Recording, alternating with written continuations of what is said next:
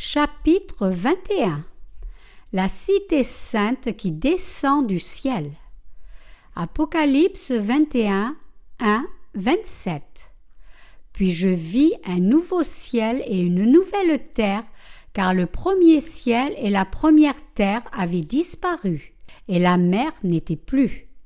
Et je vis descendre du ciel, d'auprès de Dieu, la ville sainte, la nouvelle Jérusalem, préparée comme une épouse qui s'est parée pour son époux. Et j'entendis du trône une forte voix qui disait : Voici le tabernacle de Dieu avec les hommes. Il habitera avec eux et ils seront son peuple, et Dieu lui-même sera avec eux. Il essuiera toute larme de leurs yeux, et la mort ne sera plus, et il n'y aura plus ni deuil, ni cri, ni douleur, car les premières choses ont disparu. Et celui qui était assis sur le trône dit : Voici, je fais toutes choses nouvelles. Et il dit : Écris, car ces paroles sont certaines et véritables. Et il me dit : C'est fait, je suis l'alpha et l'oméga, le commencement et la fin. À celui qui a soif, je donnerai de la source de l'eau de la vie gratuitement. Celui qui vaincra héritera ces choses, je serai son Dieu et il sera mon fils. Mais pour les lâches, les incrédules, les abominables, les meurtriers, les impudiques, les enchanteurs, les idolâtres et tous les menteurs, leur part sera dans les temps ardents de feu et de soufre, ce qui est la seconde mort. Puis un des 7 anges qui tenaient les 7 coupes remplies des 7 derniers fléaux vint, et il m'adressa la parole en disant : Viens, je te montrerai l'épouse, la femme de l'agneau. Et il me transporta en esprit sur une haute et grande montagne, et il me montra la ville sainte, Jérusalem, qui descendait du ciel d'auprès de Dieu, ayant la gloire de Dieu. Son éclat était semblable à celui d'une pierre très précieuse, d'une pierre de jaspe transparente comme du cristal. Elle avait une grande et haute muraille. Elle avait 12 portes, et sur les portes 12 anges, et des noms écrits, ceux des 12 tribus des fils d'Israël. À l'Orient, 3 portes, au Nord, 3 portes, au Midi, 3 portes, et à l'Occident, 3 portes. La muraille de la ville avait 12 fondements, et sur eux les 12 noms des 12 apôtres de l'agneau. Celui qui me parlait avait pour mesure un roseau d'or, afin de mesurer la ville, ses portes et sa muraille. La ville avait la forme d'un carré, et sa longueur était égale à sa largeur. Il mesura la ville avec le roseau, et trouva 12 000 stades. La longueur, la largeur et la hauteur en étaient égales. Il mesura la muraille et trouva 144 coudées, mesure d'homme, qui étaient celles de l'ange. La muraille était construite en jaspe, et la ville était d'or pur, semblable à du verre pur.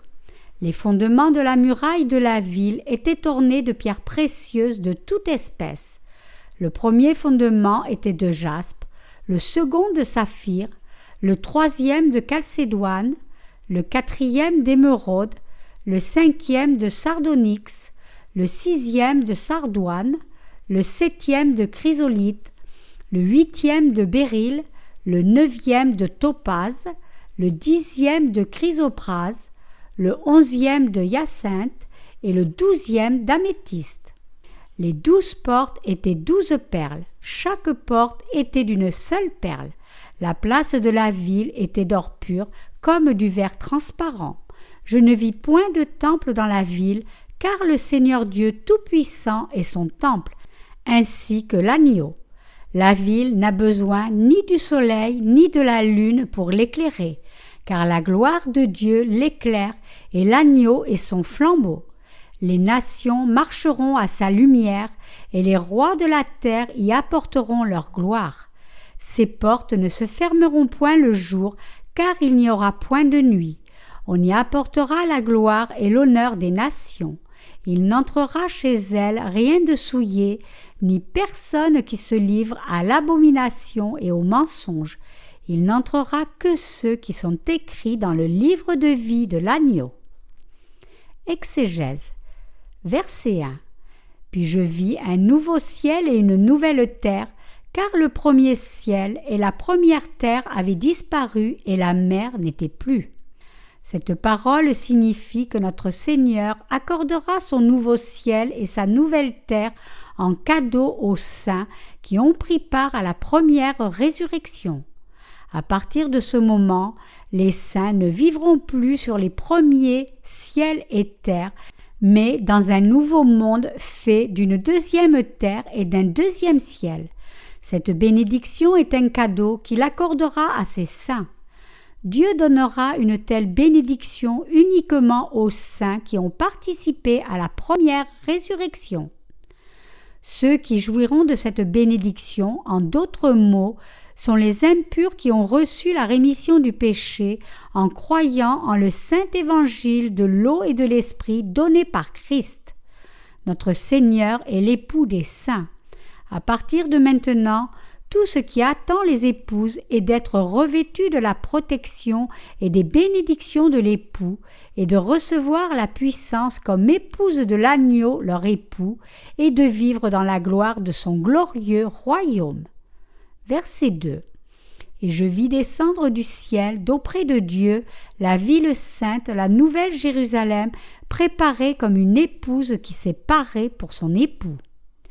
Dieu a préparé une ville sainte pour les saints. Cette ville est la nouvelle Jérusalem, le saint palais de Dieu. Ce palais est purement préparé pour les saints de Dieu. Et tout cela fut planifié en Jésus-Christ pour les saints, avant même que notre Seigneur Dieu ait créé l'univers. Les saints ne peuvent donc que remercier le Seigneur Dieu pour son don de la grâce et lui donner toute la gloire par leur foi. Verset 3. Et j'entendis du trône une voix forte qui disait : Voici le tabernacle de Dieu avec les hommes. Il habitera avec eux, et ils seront son peuple, et Dieu lui-même sera avec eux. À partir de maintenant, les saints vivront avec le Seigneur dans le temple de Dieu pour toujours. Tout cela est dû à la grâce du Seigneur notre Dieu, un don que les saints recevront pour leur foi en la parole de salut d'eau et d'esprit. Tous ceux qui sont revêtus de la bénédiction d'entrer dans le temple du Seigneur et qui vivront avec lui rendront grâce et gloire au Seigneur leur Dieu à tout jamais. Verset 4. Il essuiera toute larme de leurs yeux, et la mort ne sera plus, et il n'y aura plus ni deuil, ni cri, ni douleur, car les premières choses ont disparu. Maintenant que Dieu demeure avec les saints, il n'y a plus de larmes de tristesse, ni de lamentation sur la perte de leur bien-aimé, ni de cris de deuil. Toutes les peines du premier ciel et de la première terre disparaîtront de la vie des saints, et tout ce qui attendra les saints sera de vivre une vie bénie et glorifiée avec leur Seigneur Dieu dans son nouveau ciel et sa nouvelle terre. Notre Seigneur Dieu, étant devenu le Dieu des saints, fera toutes choses nouvelles. Il n'y aura donc plus de larmes, de tristesse, ni de cris, ni de mort, ni de lamentation, ni de maladie, ni de quoi que ce soit d'autre qui ait pu les tourmenter sur la première terre. Verset 5. Et celui qui était assis sur le trône dit : Voici, je fais toutes choses nouvelles. Et il dit : Écris, car ces paroles sont certaines et véritables. Le Seigneur fera maintenant toutes choses nouvelles et créera un nouveau ciel et une nouvelle terre, faisant disparaître le premier ciel et la première terre de sa création. Il créera un nouveau et second ciel ainsi qu'une nouvelle terre. Ce que ce verset nous dit, ce n'est pas que Dieu recyclera l'ancien, mais qu'il créera plutôt un nouvel univers. Dieu fera ainsi le nouveau ciel et la nouvelle terre et vivra avec les saints. Les saints qui ont pris part à la première résurrection participeront aussi à cette bénédiction. Il s'agit de quelque chose dont l'humanité ne pourrait même pas rêver dans ses pensées humaines, mais c'est ce que Dieu a préparé pour ses saints. Les saints et toutes choses donneront donc tous gloire, action de grâce, honneur et louange à Dieu pour cette œuvre merveilleuse. Verset 6. Et il me dit, c'est fait. Je suis l'alpha et l'oméga, le commencement et la fin. À celui qui a soif, je donnerai de la source de l'eau de la vie gratuitement. Notre Seigneur Dieu a planifié et accompli toutes ces choses du tout début jusqu'à la fin. Toutes les choses que le Seigneur a faites, il les fit pour lui-même et pour ses saints. Les saints sont maintenant appelés ceux qui appartiennent à Christ et sont devenus le peuple de Dieu. Ceux qui sont devenus les saints de Dieu en croyant en l'évangile de l'eau et de l'esprit réalisent maintenant que même s'ils donnent louange et action de grâce à Dieu pour toujours, ils ne pourront jamais le remercier assez pour son amour et ses œuvres. Je donnerai de la source de l'eau de la vie gratuitement. Dans le nouveau ciel et la nouvelle terre, notre Seigneur a donné la fontaine de l'eau de la vie aux saints. C'est le plus grand don entre tous que Dieu accordera à ses saints. Maintenant, les saints vivront pour toujours dans le nouveau ciel et la nouvelle terre et boiront de la fontaine de l'eau de la vie, celle par laquelle ils n'auront plus jamais soif pour toujours. Les saints sont maintenant devenus, en d'autres mots, les enfants de Dieu qui ont la vie éternelle, tout comme le Seigneur Dieu, et qui vivront dans sa gloire. Je rends grâce et gloire à notre Seigneur Dieu une fois de plus de nous avoir donné cette grande bénédiction. Alléluia. Verset 7. Celui qui vaincra héritera ces choses, je serai son Dieu et il sera mon fils.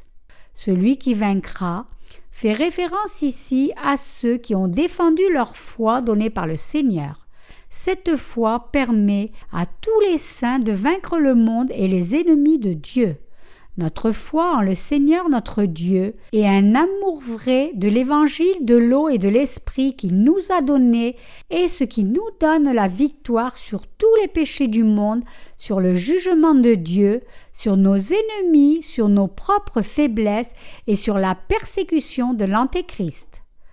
Je rends grâce et gloire à notre Seigneur Dieu de nous avoir donné la victoire sur tout. Les saints qui croient au Seigneur notre Dieu triompheront de l'Antéchrist efficacement par leur foi. À tous et chacun parmi les saints, notre Seigneur Dieu a donné cette foi par laquelle ils peuvent tous triompher dans leur combat contre tous leurs ennemis.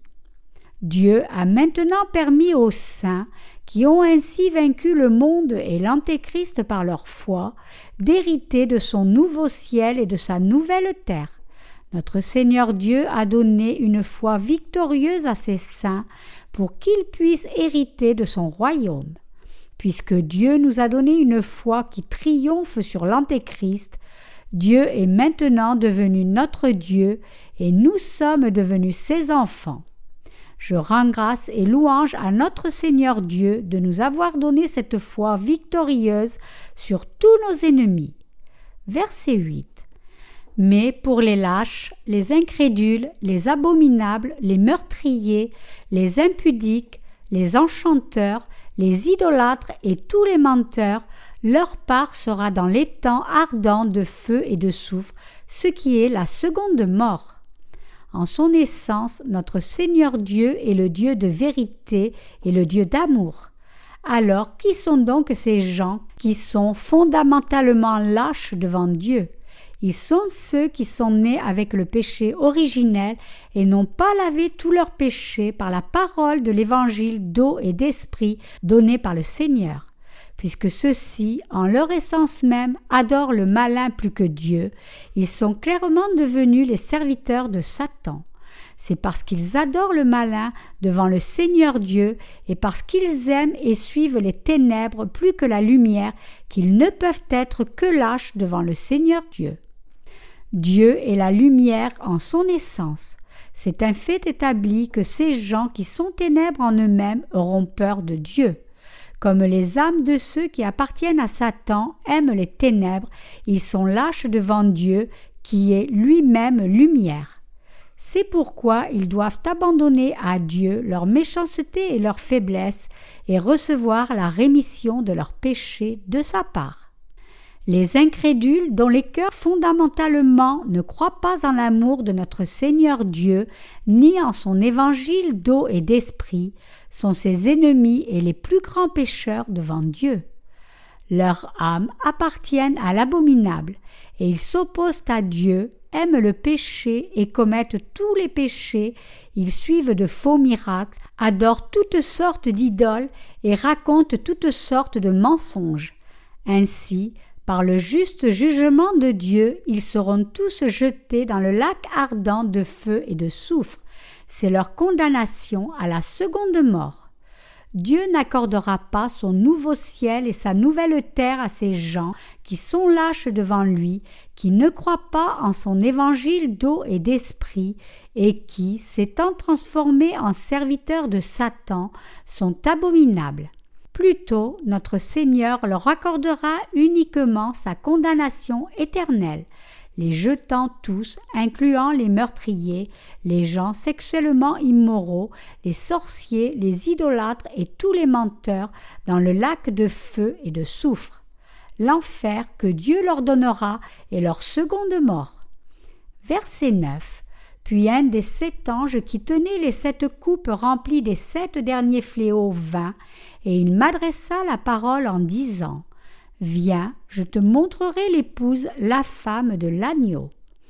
Un des anges qui amenait l'un des fléaux des 7 coupes dit à Jean : Viens, je te montrerai l'épouse, la femme de l'agneau. Ici, la femme de l'agneau fait référence à ceux qui sont devenus les épouses de Jésus-Christ en croyant de tout leur cœur en l'évangile de l'eau et de l'esprit donné par celui-ci. Versets 10 et 11. Et il me transporta en esprit sur une grande et haute montagne, et il me montra la ville sainte, Jérusalem, qui descendait du ciel d'auprès de Dieu, ayant la gloire de Dieu. Son éclat était semblable à celui d'une pierre très précieuse, d'une pierre de jaspe transparente comme du cristal. La ville sainte, Jérusalem, fait référence à la ville sainte où les saints vivront avec leur époux. Cette ville que vit Jean était en fait magnifique et fantastique. Elle était majestueuse en taille, parée de pierres précieuses à l'intérieur comme à l'extérieur, propre et transparente. L'ange montra à Jean où les épouses de Jésus-Christ vivront avec leur époux.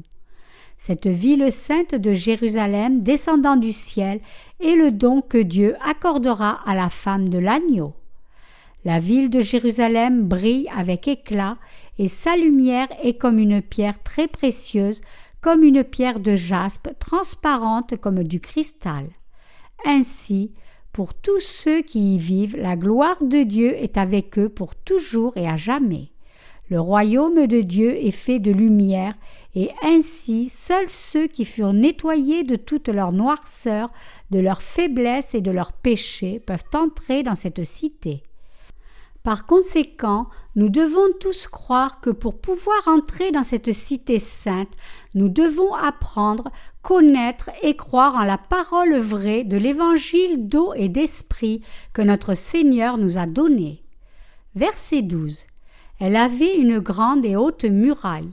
Elle avait 12 portes, et sur les portes 12 anges, et des noms écrits, ceux des 12 tribus des fils d'Israël. Les portes de cette cité étaient gardées par 12 anges, et sur celles-ci étaient écrits les noms des 12 tribus des enfants d'Israël. La cité avait une grande et haute muraille, nous disant que la voie d'accès de cette cité sainte est très difficile. Être sauvé de tous nos péchés devant Dieu, autrement dit, est impossible par les efforts humains ou par les choses matérielles du monde qui furent créées par Dieu. Pour être délivrés de tous nos péchés et entrer dans la cité sainte de Dieu, il est absolument essentiel que nous ayons la même foi que les 12 disciples de Jésus, la foi qui croit en la vérité de l'évangile de l'eau et de l'esprit. Ainsi, personne n'ayant cette foi en l'évangile de l'eau et de l'esprit ne pourra jamais entrer dans cette cité sainte. C'est pourquoi 12 anges furent placés par le Seigneur Dieu pour garder ces portes. La phrase « des noms écrits sur eux » d'un autre côté nous dit que les propriétaires de cette cité ont déjà été déterminés.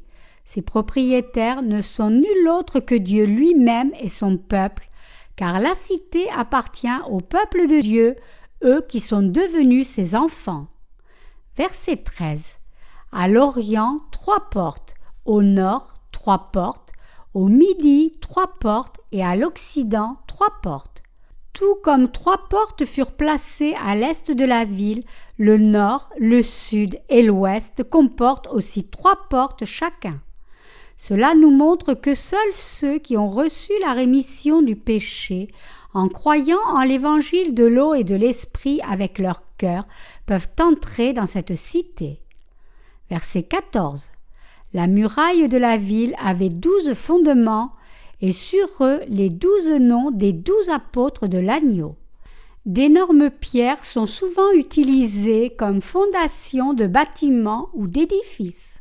Le mot pierre est utilisé dans la Bible en référence à la foi en notre Seigneur Dieu. Ce verset nous dit que pour entrer dans la cité sainte du Seigneur Dieu, nous devons avoir la foi qu'il a donnée à l'humanité, la foi qui croit en sa parfaite rédemption de tous nos péchés. La foi des saints est plus précieuse même que les pierres précieuses de la ville sainte. Le verset nous dit ici que la muraille de la cité était construite sur 12 fondements et que sur ceux-ci étaient écrits les noms des 12 apôtres de l'agneau. Cela nous dit que la cité de Dieu est accordée uniquement à ceux qui possèdent la même foi que les 12 apôtres de Jésus-Christ avaient. Verset 15. Celui qui me parlait avait pour mesure un roseau d'or, afin de mesurer la ville, ses portes et sa muraille. Cette parole signifie que pour entrer dans la cité construite par Dieu, quelqu'un doit posséder le genre de foi qui est approuvé par lui, le genre de foi qui apportera à cette personne la rémission du péché. Il est dit ici que l'ange qui parla à Jean avait un roseau d'or pour mesurer la ville. Cela signifie que nous devons croire que notre Seigneur nous a donné toutes ces bénédictions par l'évangile de l'eau et de l'esprit. Comme la foi est une ferme assurance des choses qu'on espère, Hébreux 11:1. Dieu nous a réellement donné la cité sainte ainsi que le nouveau ciel et la nouvelle terre, des choses qui sont encore plus grandes que tout ce que nous avons pu espérer. Verset 16. La ville avait la forme d'un carré et sa longueur était égale à sa largeur. Il mesura la ville avec le roseau et trouva 12 000 stades. La longueur, la largeur et la hauteur en étaient égales. La ville avait la forme d'un carré, sa longueur, sa largeur et sa hauteur ayant les mêmes mesures. Cela nous dit que nous devons tous posséder la foi consistant à naître de nouveau comme peuple de Dieu en croyant en l'évangile de l'eau et de l'esprit. C'est un fait que notre Seigneur ne permettra pas à quiconque n'a pas cette foi exacte en l'évangile de l'eau et de l'esprit d'entrer dans le royaume de Dieu. Il y a beaucoup de gens qui ont une telle notion vague à l'effet qu'ils pourraient entrer dans la ville sainte simplement en étant des chrétiens, même s'ils ont encore du péché. Mais notre Seigneur a accordé le salut du péché et le Saint-Esprit uniquement à ceux qui croient en la vérité qu'il a pardonné tous leurs péchés par son baptême sur cette terre et son sang sur la croix, et il fit d'eux son peuple. C'est la foi que notre Seigneur nous demande. Verset 17. Il mesura la muraille et trouva 144 coudées, mesure d'homme, qui étaient celles de l'ange. La signification biblique du nombre 4 est la souffrance. La foi que le Seigneur demande de nous n'est pas quelque chose que n'importe qui pourrait simplement avoir, mais cette foi peut être possédée uniquement par ceux qui acceptent la parole de Dieu, même s'ils ne la comprennent pas entièrement par leurs propres pensées. Comme chrétien, il est impossible d'entrer dans la cité sainte de Dieu en croyant simplement en la croix de Jésus et que le Seigneur est Dieu et Sauveur. Savez-vous ce que le Seigneur veut dire quand il affirme en Jean 3,5 ? En vérité, je te le dis, si un homme ne naît d'eau et d'esprit, il ne peut entrer au royaume de Dieu. Connaissez-vous la signification de la venue de notre Seigneur sur cette terre, ayant été baptisé par Jean, portant les péchés du monde jusqu'à la croix et y versant son sang? Si vous pouvez répondre à cette question, vous pourrez comprendre ce dont je parle ici. Verset 18. La muraille était construite en jaspe et la ville était d'or pur semblable à du verre pur. Ce verset nous dit que la foi qui nous permet d'entrer dans la cité sainte de Dieu est pure et n'a rien à voir avec le monde. Versets 19 et 20. Les fondements de la muraille de la ville étaient ornés de pierres précieuses de toute espèce. Le premier fondement était de jaspe, le second de saphir, le troisième de chalcédoine, le quatrième d'émeraude, le cinquième de sardonyx, le sixième de sardoine, le septième de chrysolite, le huitième de béryl, le neuvième de topaze, le dixième de chrysoprase, le onzième de hyacinthe et le douzième d'améthyste. Les fondements de la muraille de la ville étaient parés de toutes sortes de pierres précieuses. Cette parole nous dit que nous pourrons être nourris dans différents aspects de la foi par la parole de notre Seigneur. Et ces pierres précieuses nous montrent les sortes de bénédictions que notre Seigneur donnera à ses saints. Verset 21. Les 12 portes étaient 12 perles. Chaque porte était d'une seule perle. La place de la ville était d'or pur comme du verre transparent. Les perles font référence à la vérité dans la Bible. Matthieu 13, 46. Un vrai chercheur de vérité abandonnera courageusement toutes ses possessions pour posséder la vérité qui lui donnera la vie éternelle. Ce verset nous dit que les saints qui pourront entrer dans la cité sainte ont besoin de beaucoup de patience pendant qu'ils sont sur cette terre, étant fermement ancrés au centre de leur foi en la vérité. Ceux qui croient en la parole de vérité prononcée par le Seigneur, en d'autres mots, ont besoin d'une grande persévérance pour défendre leur foi. Versets 22 et 23. Je ne vis point de temple dans la ville, car le Seigneur Dieu Tout-Puissant est son temple, ainsi que l'agneau. La ville n'a besoin ni du soleil ni de la lune pour l'éclairer, car la gloire de Dieu l'éclaire et l'agneau est son flambeau. Ce passage signifie que tous les saints seront embrassés dans les bras de Jésus-Christ, le roi des rois, et que la ville sainte de Jérusalem n'a pas besoin de la lumière du soleil ou de la lune, car Jésus-Christ, la lumière du monde, l'illuminera. Verset 24. Les nations marcheront à sa lumière, et les rois de la terre y apporteront leur gloire. Ce passage nous dit que les gens qui vécurent dans le royaume millénaire entreront maintenant dans le nouveau ciel et la nouvelle terre. Les rois de la terre se réfèrent ici aux saints qui auront vécu dans le royaume millénaire. Ces rois de la terre, dit le verset en continuant, y apporteront leur gloire. Cela nous dit que les saints qui ont déjà vécu dans leur corps glorifié déménageront dans le royaume de Dieu, nouvellement créé du nouveau ciel et de la nouvelle terre. Ainsi, seuls ceux qui sont nés de nouveau en croyant en l'évangile de l'eau et de l'esprit pendant leur séjour sur terre et furent donc enlevés pour vivre dans le royaume de Christ pendant 1000 ans seront capables d'entrer dans la cité sainte de Jérusalem. Verset 25. Ces portes ne se fermeront point le jour, car il n'y aura point de nuit. Puisque le nouveau ciel et la nouvelle terre où se trouve la ville sainte est déjà rempli de la lumière divine, il ne peut y avoir de nuit, ni aucune chose mauvaise. Verset 26. On y apportera la gloire et l'honneur des nations. Ceci nous dit qu'à travers l'incroyable puissance du Seigneur Dieu, ceux qui vécurent dans le royaume de Christ pendant 1000 ans sont maintenant qualifiés pour déménager dans le royaume du nouveau ciel et de la nouvelle terre, le royaume où se trouve la ville sainte. Verset 27. Il n'entrera chez elle rien de souillé, ni personne qui se livre à l'abomination et au mensonge. Il n'entrera que ceux qui sont écrits dans le livre de vie de l'agneau. Autant parmi les chrétiens que parmi les non-chrétiens de ce monde, tous ceux qui ne connaissent pas la vérité de l'évangile de l'eau et de l'esprit sont des impurs, des abominables et des menteurs.